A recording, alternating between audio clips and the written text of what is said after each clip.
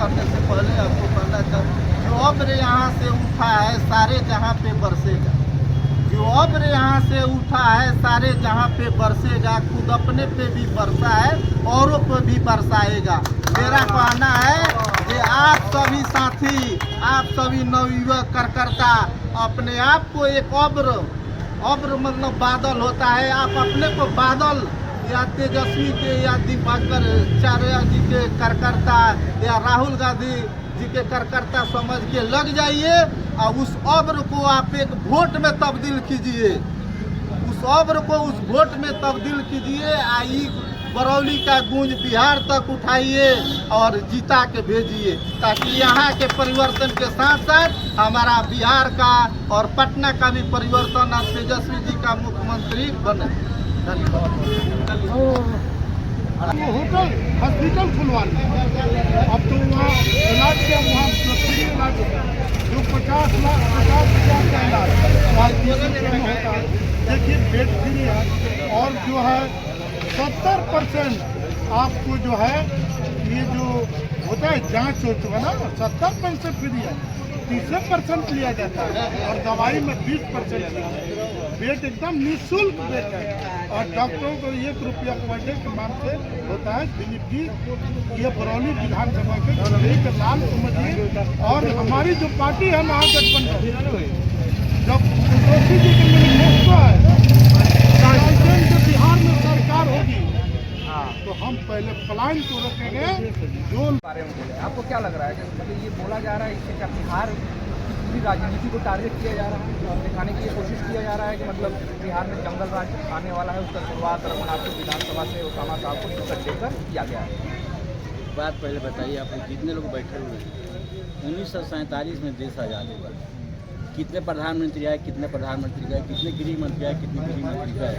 आज तक आप लोगों को सुना है और देखा है किसी पार्टी का हो प्रधानमंत्री या गृह मंत्री की एक विधायक के चुनाव लड़ रहे ओसामा बाबू, उनके अपोजिट उनके खिलाफ बोलने के लिए गृह मंत्री साहब आ रहे हैं, मुख्यमंत्री साहब आ रहे हैं, प्रधानमंत्री साहब का मैसेज आ रहा है। इसका मतलब क्या है कि सरकार डर गई है।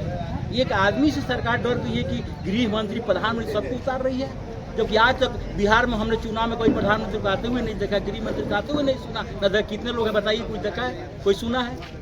इसका मतलब क्या है? आप डर रहे हैं तभी ना आप इतना एक ओसामा के लिए आप लोग इतना फोर्स लगाती हैं, किसी तरह से हरवा देना, एक विपक्ष ऐसे कर देना, उससे ये कौन सा तरीका होता है कि गृह मंत्री का मर्यादा होता है, मर्यादा होता है, उनका पोस्ट है, वो देश चलाते हैं।